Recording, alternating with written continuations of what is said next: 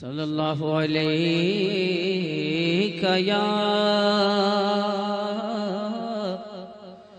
یا رسول اللہ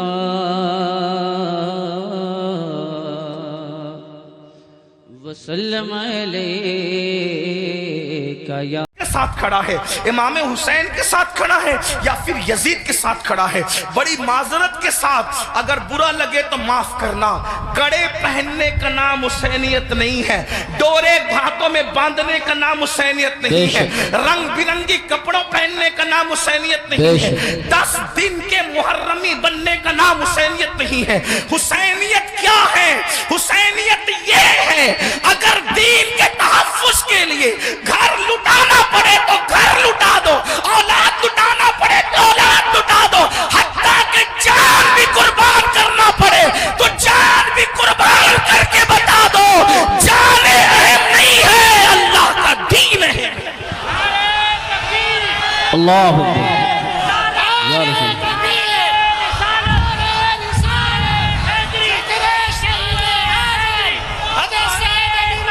بڑی معذرت کے ساتھ کچھ لوگوں نے حسینیت کو بہت سستا کر دیا۔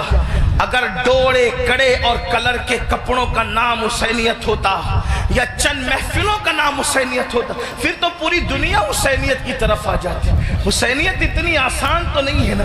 اس دور میں بھی 22,000 کا لشکر الگ کھڑا ہے اور 72 نفوس الگ کھڑے ہیں۔ اس سے پتا چلا حسینیت آسان نہیں ہے۔ اب اپنے آپ میں ڈوب کر سوچو، قیامت کے دن اللہ اکبر کس کے ساتھ اٹھو گے؟ میری قوم کے وہ جوانوں جو اپنی راتوں کو گندی فلموں کے ساتھ جو ہے وہ اللہ اکبر جہنم کے عذاب کو قبول کرتے ہوئے، خدا کے چیلنج سے نہ ڈرتے ہوئے، نرم نرم گدوں پہ لیٹ کر اگر زنا کے مناظر دیکھ رہے ہو تو میں یہاں علماء موجود ہے ایک بات عرض کروں کہ یزید بھی تو کہیں پھر ایسا کام کرنے والوں سے اس معاملے میں 2 قدم پیچھے نظر آ رہا ہے، اور میری قوم کے وہ جوان جو اپنے آپ کو حسینی کہہ رہے ہیں وہ اس معاملے کے اندر اس معاملے میں کہہ رہا ہے، کیا وہ یزید سے 2 قدم آگے نظر نہیں آتے؟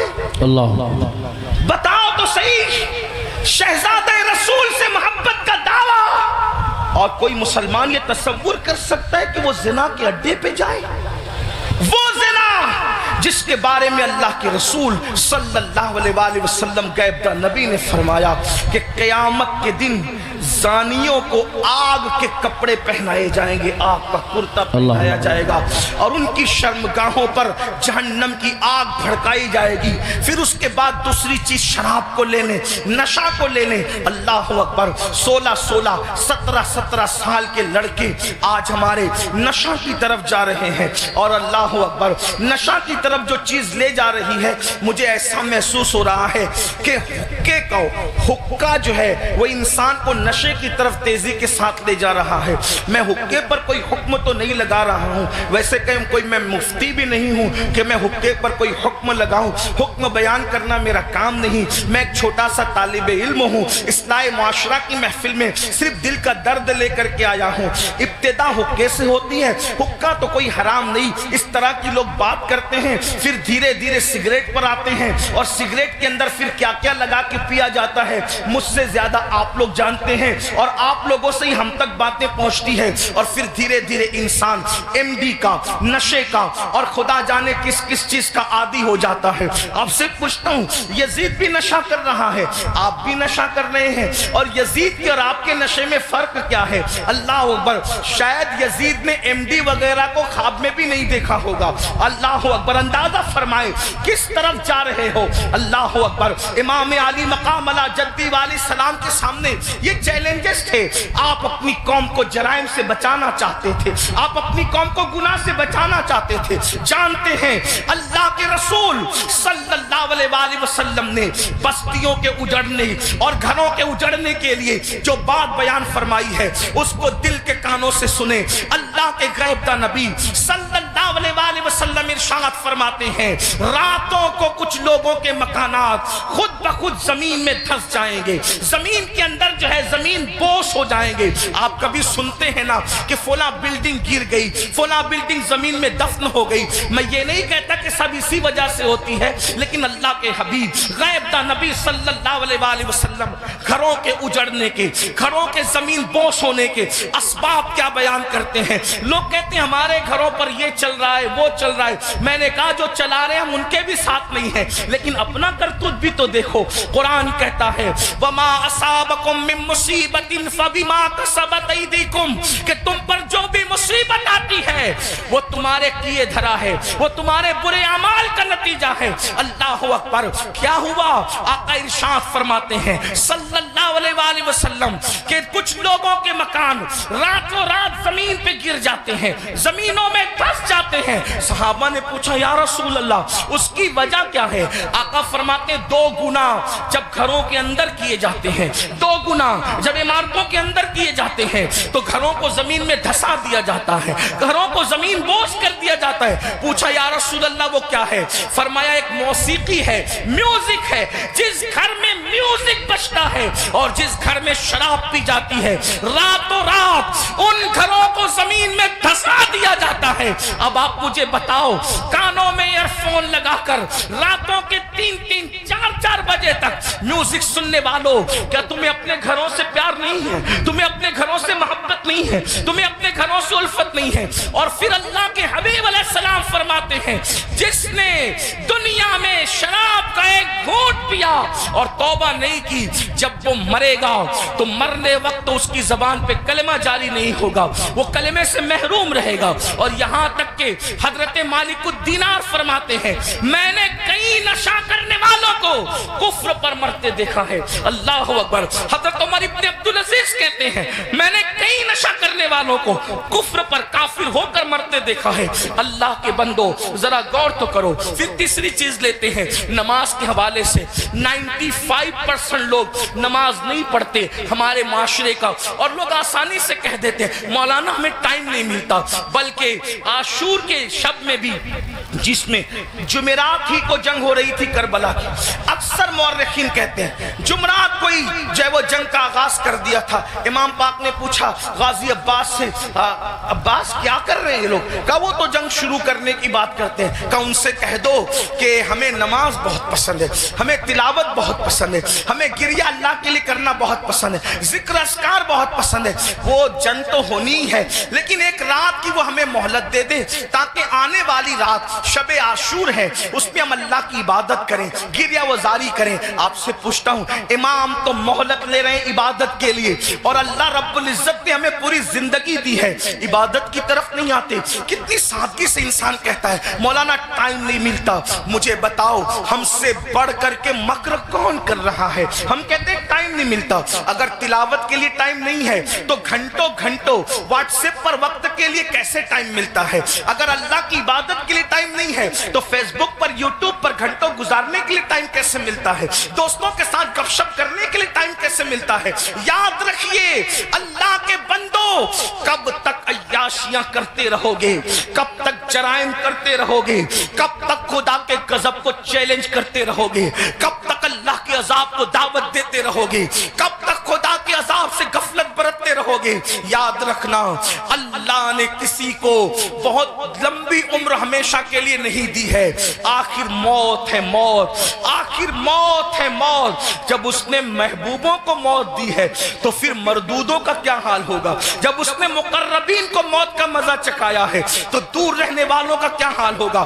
یاد رکھنا جس دن روح کا رشتہ جسم سے ٹوٹ جائے گا اس دن سوائے پچھتاوے کے کچھ ہاتھ نہیں آئے گا۔ اللہ اللہ جب لوگوں کے درمیان بیٹھتے ہو تو ولیوں کی طرح باتیں کرتے ہو اور جب تنہائیوں میں ہوتے ہو تو شیطان کا ننگا ناچ بن جاتے ہو۔ یہ منافقت نہیں ہے تو اور کیا ہے؟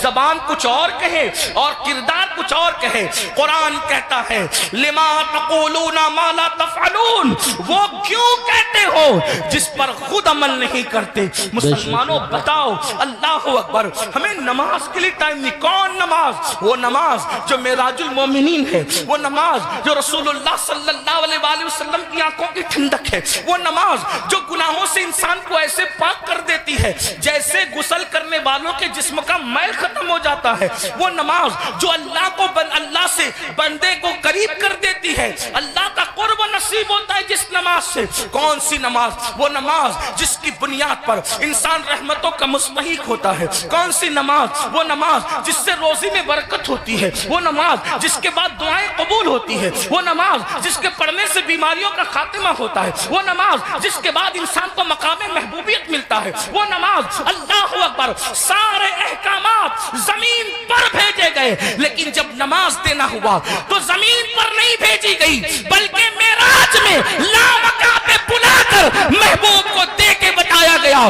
سارے احکامات اپنی جگہ ہے لیکن نماز کا معاملہ اپنی جگہ ہے۔ اسی لیے بزرگوں نے فرمایا، اللہ کے رسول علیہ السلام فرماتے ہیں کہ سب سے پہلے قیامت میں نماز کے بارے میں پوچھا جائے گا۔ اگر نماز کا معاملہ آپ کا کلیئر ہوا تو سارے معاملات کلیئر کر دیے جائیں گے، اور اگر نماز کے معاملے میں اٹک گئے، نماز کے معاملے میں پھنس گئے تو پھر انسان بچ نہ سکے گا۔ آپ مجھے بتائیں، ہمیں اللہ سے ڈر نہیں لگتا؟ جس قیامت کے دن کے بارے میں کعب احبار کہتے ہیں، اگر 70 انبیاء کے برابر بھی کوئی اعمال بفرض محال لے کر کے پہنچے تو بھی وہ اپنے اعمال کو حقیر جانے گا، حقیر۔ آپ سے پوچھتا ہوں کیوں وقت نہیں نکالتے؟ اب آئیے آپ سے پوچھوں، امام تو سجدے کی، امام تو اللہ اکبر شہادت کے وقت بھی سجدہ کرتے ہیں، کتنا دردناک وقت ہوگا۔ اللہ اللہ، جب انسان کا ایکسیڈنٹ ہوتا ہے اور وہ موت کو قریب دیکھتا ہے تو انسان اپنی جان کی فکر کرتا ہے، مگر قربان میرے امام شہید کربلا نے جب آخری وقت آیا تو بھی اپنے سر کو سجدے میں رکھا اور سر سجدے میں رکھ کر کے بتا دیا، اوروں کو جان سے محبت ہے لیکن علی کے بیٹے کو اپنی جان سے زیادہ سجدے سے محبت ہے۔ سبحان اللہ، سبحان اللہ۔ آپ بتائیں تو صحیح، اور اسی نماز سے ہم دور ہیں۔ عاشور میں بھی نماز دور کرتے، عاشور میں بھی نماز سے دور رہتے ہیں۔ آئیے اب اس اپنی گفتگو کو اینڈ کی طرف لے جاتے ہوئے آپ سے پوچھوں، اگر قیامت کے دن، توجہ کرنا ان جملوں پر، اگر قیامت کے دن فہرست بنی زانیوں کی کہ زانی ایک ساتھ کھڑے رہیں، توجہ آپ، زانیوں کی فہرست بنی کہ زانی ایک ساتھ کھڑے رہیں گے تو جس گروپ میں یزید ہوگا اسی گروپ میں زنا کرنے والے بھی تو ہوں گے نا۔ دنیا کے اندر بڑی بڑی باتیں ہانکنا آسان ہے، محشر آپ کی مرضی اور میری مرضی سے نہیں ہوگا۔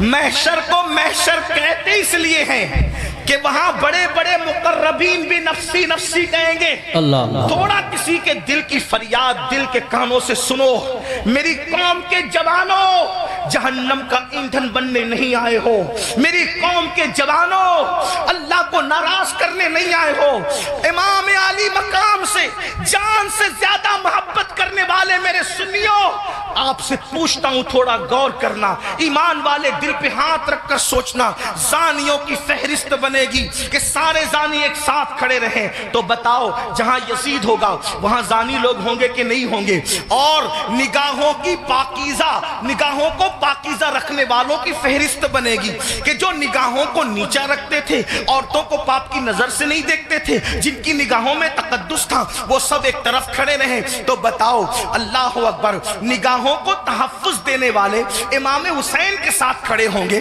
اور زنا کرنے والے یزید کے ساتھ کھڑے ہوں گے۔ اگر قیامت میں ایسا ہو گیا، اگر ہو گیا کہ بے نمازی ایک ساتھ رہیں اور نمازوں کی پابندی کرنے والے ایک ساتھ کھڑے رہیں تو بتاؤ یزید کے ساتھ کھڑے ہوں گے کہ نہیں ہوں گے بے نمازی؟ اور جو نمازوں کو تحفظ دیتے تھے وہ اس شہید کے ساتھ کھڑے ہوں گے کہ نہیں ہوں گے جس نے سر کو سجدے میں قربان کیا ہے، سر سجدے میں قربان کیا ہے؟ اللہ اللہ، کسی نے کہا تھا ہو سکے تو لائیے دونوں جہاں میزان میں، میں نے ایک سجدہ زمین کربلا سے سے لے لیا۔ اللہ اکبر۔ بتاؤ مسلمانوں، تو پتا چلا یہ نظریات کی جنگ ہے، یہ نظریات کی جنگ ہے۔ آپ سے پوچھوں، جنگ میں جب انسان جاتا ہے، جنگ میں جب انسان جاتا ہے فوج لے کر جاتا ہے، بہن لے کر نہیں جاتا۔ جنگ میں انسان جاتا ہے فوج لے کر جاتا ہے، بیبیاں لے کر نہیں جاتا۔ جنگ میں انسان جاتا ہے، اللہ اکبر، فوج لے کر جاتا ہے، سوتیلے بھائی لے کر نہیں جاتا۔ جنگ میں انسان جاتا ہے 6 مہینے کا بچہ لے کر نہیں جاتا۔ امام آپ جنگ میں بھی جا رہے ہیں، اور کچھ لوگ تو یہ کہتے ہیں کہ چلو اتفاقی حادثہ ہو گیا۔ اتفاقی حادثہ آپ کے مورخین کے لوگوں کے لیے کہنے کو ہے، ورنہ رسول اللہ کے گھر کا بچہ بچہ جانتا تھا۔ آقا نے اتنی تفصیل سے کربلا بیان کی تھی۔ ابن عباس کہتے ہیں کہ نبی کے گھر کے بچے بچے کو پتا تھا کہ حسین میدان کربلا میں کھڑے جو وہ شہید ہوں گے۔ جنگ صفین کے موقع پر مولا کائنات جب کربلا کے قریب سے گزرے تو روئے، فرمایا یہاں حسین کے اونٹ بیٹھیں گے، یہاں ان کے کجاوے رکھے جائیں گے۔ یعنی کتنی تفصیل معلوم تھی خاندان رسول کو کہ اونٹ کہاں بیٹھیں گے وہ بھی پتا ہے، خیمے کہاں لگیں گے وہ بھی پتا ہے، کجاوے کہاں رکھے جائیں گے وہ بھی پتا ہے۔ آپ کہتے ہیں حادثہ ہو گیا، لیکن یہ حقائق ہے، سچائی ہے۔ امام آپ جنگ کے لیے جا رہے ہیں، لیکن بیبیاں لے جا رہے ہیں، جنگ کے لیے جا رہے ہیں، بہنیں لے جا رہے ہیں، جنگ کے لیے جا رہے ہیں، بیٹیاں لے جا رہے ہیں، جنگ کے لیے جا رہے ہیں، بچے لے جا رہے ہیں، جنگ کے لیے جا رہے ہیں، سوتیلے بھائی لے جا رہے ہیں۔ ایسا کیوں؟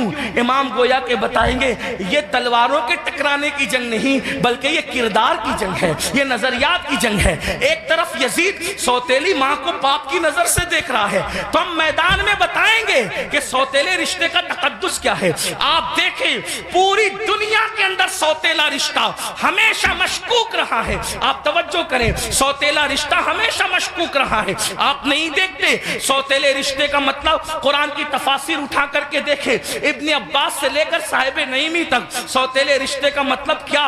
حضرت یعقوب علیہ السلام کی بیوی جو حضرت یوسف علیہ السلام کی سوتیلی ماں ہے، اللہ اکبر، وہ اپنے بیٹوں کو بتا رہی ہے، اللہ اکبر، کہ تمہارے سوتیلے بھائی نے یہ خواب دیکھا ہے۔ اسی طرح ہے نا، سوتیلے بھائی ہاتھ کا پانی چھین کر کے زمین پہ ڈال رہے ہیں، سوتیلے بھائی ہاتھ کی روٹی چھین کر کے کتے کو ڈال رہے ہیں، سوتیلے بھائی مار پیٹ کر کے کنویں میں پھینک رہے ہیں۔ یہی تو سوتیلا رشتہ لوگ جانتے ہیں، مگر قربان جائیں امام علی مقام سوتیلے بھائیوں کو کربلا میں لے جا کر اور پھر ان کی وفا کا اظہار کر کے بتا رہے ہیں۔ آخر کار امام حسین نے سوتیلے بھائیوں کے ساتھ سلوک کیا کیا ہوگا کہ سوتیلے بھائی اپنی جان سے زیادہ اپنے سوتیلے بھائی سے پیار کر رہے ہیں۔ کوئی کسی پر یوں تو نہیں مرتا، کوئی کسی سے یوں تو پیار نہیں کرتا۔ اب آپ سے پوچھتا ہوں، حسین پاک کا سوتیلا بھائی سب سے زیادہ معتبر با وفا ہے، جسے دنیا غازی عباس کے نام سے جانتی ہے۔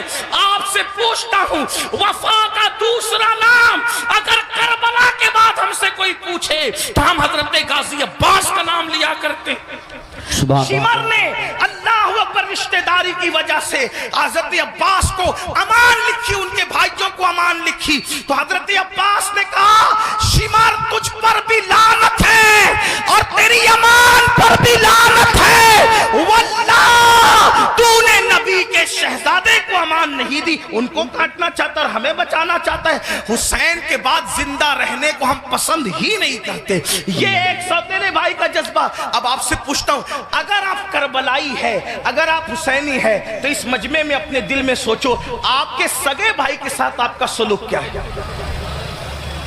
کربلا صرف کالے کپڑوں کا نام تو نہیں ہے نا پہننے کا، کربلا سینہ پیٹنے کا نام نہیں ہمارے درمیان۔ ہمارے درمیان کربلا اسوہ مصطفیٰ کی تفسیر کا نام ہے، ہمارے نزدیک کربلا بدر و احد کے مقصد کی تکمیل کا نام ہے۔ آپ سمجھتے کیا ہے کربلا کو، لیکن ہمارے اندر کربلا کہاں ہے؟ ہم نے رسمی اور اسمی کربلا کو تو دیکھا، ہم نے حقیقت کربلا کو نہیں دیکھا۔ بتاؤ آپ پر ہمارا جذبہ بھائی کے بارے میں کیا ہے؟ یہی نا، اس کا کھیت ہڑپ کر لیا، اس کا حصہ ہضم کر لیا، اس پر کیس کی کر دیا، اس کے خلاف کھڑے ہو گئے، اس کی उसकी बेटी को अच्छे रिश्ते आते तो आपको पसंद नहीं आता, आपको हजम नहीं होता। बताएं तो सही, उसके घर में बेटे ही बेटे पैदा हों तो आपको तकलीफ होती है।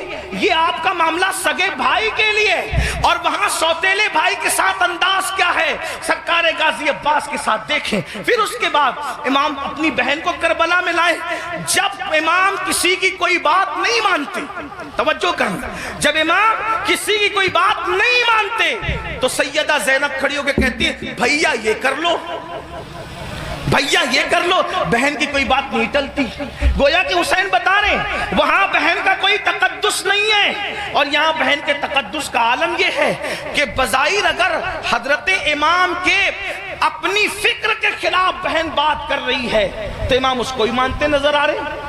किसने नहीं कहा था कि अली असगर को ले जाएं और यजीदियों से कहें कि पानी पिला दें? इमाम ने सबको मना किया, लेकिन जब बहन आई बहन ने कहा मेरे लिए चले जाएं, मैं कह रही हूं आप चले जाएं। तो मुअर्रिखीन लिख रहे हैं बहन की बात मानकर इमाम यजीदियों की तरफ जाते हुए नजर आते हैं। हालांकि ये इमाम पाक रज़ी अल्लाह तबारक व तआला की शान है कि यजीदियों के हाथों से उनके शहजादा वाला तबार ने पानी नोश नहीं फरमाया, वो तो शहीद हो गए। लेकिन आपसे पूछता हूं बहन के बारे में इमाम अली मकाम का हाल ये, बीबियों की मौजूदगी में क़यादत का झंडा खानदान नबूवत का किसी के हाथ में देते हैं, बेटियों की और बीबियों की मौजूदगी में उसको बहन कहते हैं। बताओ इमाम तो बहन से इतना प्यार करते हैं, हमारा और आपका बहनों के साथ क्या ताल्लुक है?